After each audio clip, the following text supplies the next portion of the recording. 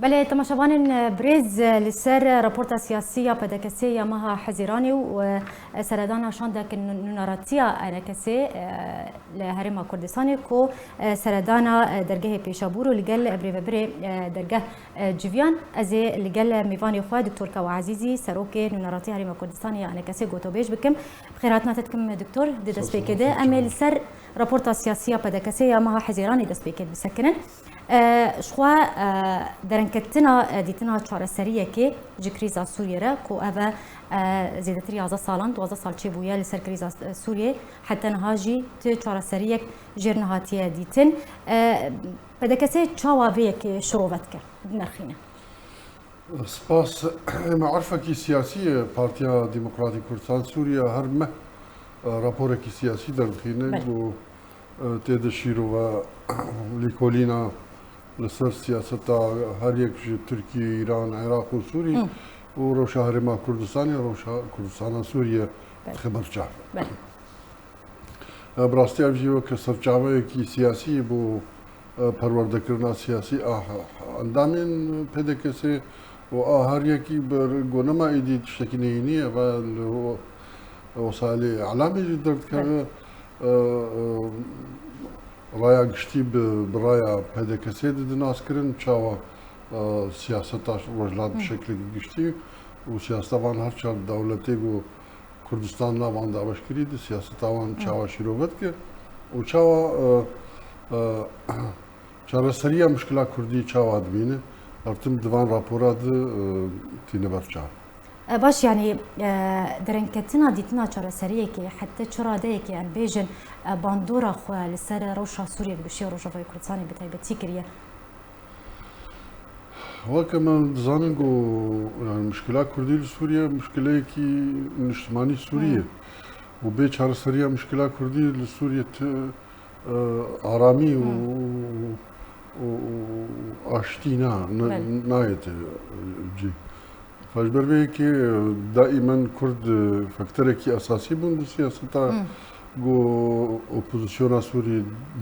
دلاقان جولان وما جوا كان كسي بشكل ائتلافا سوريا يعني اوبوزيسيون سوري فرمي و دام بيدان كري علي حمود تحالف الدولي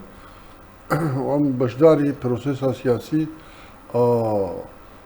قول سوري دبي هم قفتقويا سوري وهم جي وكا اندام لدستايا قفتقو اندام الكوميتان بيسانا دستورا سوري اجبر بيكي امدبينن قو هبونا كردي ديوان مؤسسات هذا جارايكي و اما سركفتنا كي دبلوماسي بو كردان قو بشروجا خو بشروجا ولاتي خو البن اشرافانا توين يقرتي بجداري گفتگوی چهار سری. باش برز شخوا بدکسی در رپورت خود رونایی خص سر روشا اپوزیسیون سوریه یعنی بدکسی روشا اپوزیسیون زمان هذا چاواد بینه بدکسی چاوا بیشن دبینه کو پیوستیا اپوزیسیون زمان هذا بچهی. از بیشم نبس اپوزیسیون سوریه همو هزه گود سوری اپوزیسیون و همچ رژیم يعني چاکسازیه کی سر گشتی پیوست بوان اما بینند راپوری می پاشید يعني اول سه چهار مهن راپوری آن کسی بتایبت سروشا ائتلاف سکنه بو انه روج بروج پاشت بدگره و پیوستی لواز بویه بله دوراوی لواز بویه پیوستی که های گو چاکسازیه کی بنراتی تخ سیاست آخو و هیکلیت آخو بگوهر و سرخبونه يعني بيتر عم بيجن اوبوزيسيون كي صار بخبه هر اوها او فصائل عم بيجن الفصائل المنفلته يعني ندبن دصلاتا اوبوزيسيون سوري دي قبنابي اوبوزيسيون سوري مناطق كردي يعني حمو تشتك خراب هبه دكن كاربن إدي حدا كي جوال فصائل أردينن و يعني أم بيجن تاواني ديجي مروفايتي اللي ديجي كردان وركرن بتطهير عرقي كرنا بهرتنا كي بيوغرافي ديموغرافي كرنا المنطقة ما تهانبونا كي آبوري كرنا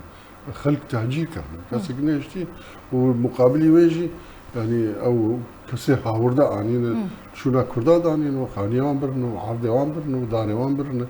يعني ايدي براستيجي او مناطق روج افاي فراتي و مناطق كردينه بن خطرها هابون ونكون ده باش بريز شخوا بدك سي هر جاد رابورت خود بحثا روشان افچن کردی رو روجاوای کردستانی دیگه ام بیجن کریزین کو روجانه سر ملی ولاتین کرد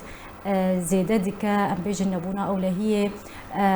گرانبونا سوتمنیه جیانا روجانه یا سرکه کو بیجن خلق دنالن جبر خرابونا روشی جهمو باران به یعنی بده کسی چه چارەسەری یک باش جروشیر دبینه حتی کن بیجن باری ولاتیان سیویک يعني براسي باري ولاتيان نبس للروج أواي فراد جران الروجلاتي فراد جي باري وانا كيمتري جرامبوناينا كيمتري روج أواي فراتي يعني الروجلاتي فراد جي مثلا عسكريانا شارو احتكارات الصلاة سامان احتكارات بريارة حربي وآشيتي يعني طرفك احتكار كري حموتش منطقة احتكار كري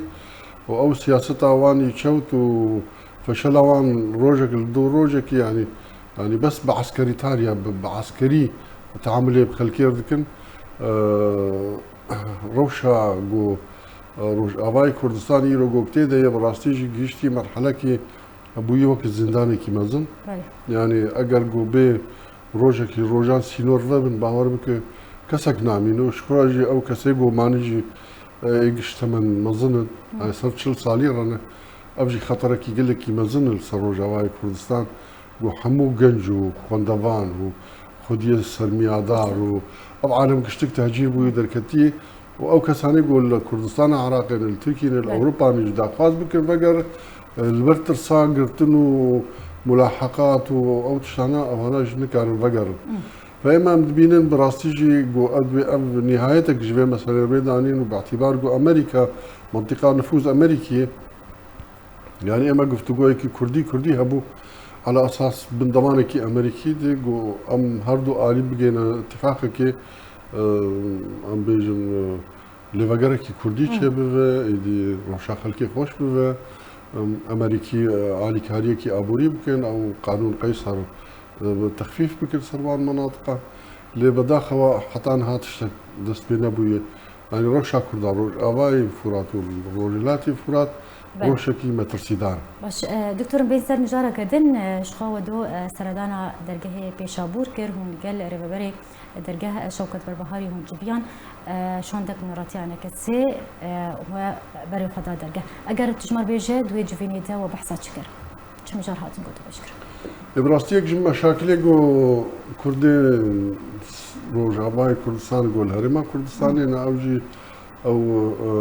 معبره فيش خابوري يعني سيماركا او نقطه كي يقول لك جرينج ديجانا دسدو بينجي حزار كسي جو الكردستان انه هرا اوها بيجن منفذه كي وحيده جبو كردستان روج اباجي سر عالمي درها يعني هم خوارن ودرمان وحمو بيداوستي جياني جبرو كردستان سوري سيمال كافدش وهر او دسدو بيجي حزار كردي جوجل كردستان عراقي وبرابر بوي يعني مجالك هبو دشون روج افاي كردستان خانيه خديتن عرضي خديتن ملكو املاكي خديتن روشا خلور شارع صار ذكر خلكي خديتن اهلي خديتن بدقرين للاسف يعني او سياستات شوتي جواني شورش جرو سياستات شوتي بريفابريا خسر جو وقت هريم وقت دجمنت مش خرد بينه او استفزازات جو صار سينو كرن هشتم جو اب معبره وحيد بو او جي مشكلات يعني جو سردانا خلكي بو روجافاي كردستان جو سردانا خلكي براستي جي مالك شوكت جو هدار كما جو كا دوا اخبار شنو هوال قلت ان شاء الله يعني عمليا البراكتيكي دريفا بويه يعني انا فرمي وام البند السيستم كينو قلت ما سي شهر احتمالات مناقشه كرت لاحتمالات باونلاين او ما هالبجارتي على اساس بري ججني اونلاين خصمانا كار لديتن قد مثلا يتيقني هبون نكاريبون صوز دانقو بشتي ججني اللي تروج تحديد نكرن يعني كان جيبيش ججني للباج ججني قلت ان شاء الله لنيزيك يعني الوقت كي نيزيك اما مثلا اونلاين ميفاكن اب اونلاين جي ما بحث هاويكرن مشاكل اونلاين يعني عمليا اونلاين شي جهردو اليا سينور فكري كي بخواز هر روجاوي كورسات خارج مالا خل سريا انترنتي دوراخ حاجز وكي او بقول يعني ممكن قال لك دور شب يعني صالك دورني يا جواب وقلت شي يعني او ايميلك وجروجاوي كورساني مراتم تقريبا 10,000 ايميل هاتم ما قول ما دروج سيرو جابه بفرجي 10,000 شيء يقول شغمي اليا كي ببين يعني انه مي هروج كذا باسكن وروجي جماركي مصر يعني ما عندنا او مشكله جوي شارس بله زور سپاس جبو میوانی ما دکتور کا و عزیزی سروکی نو نراتی هری ما کردستانی انا کسی روت میوانی ما بود سروی بابته گله کی سپاسیتت کم زور سپاس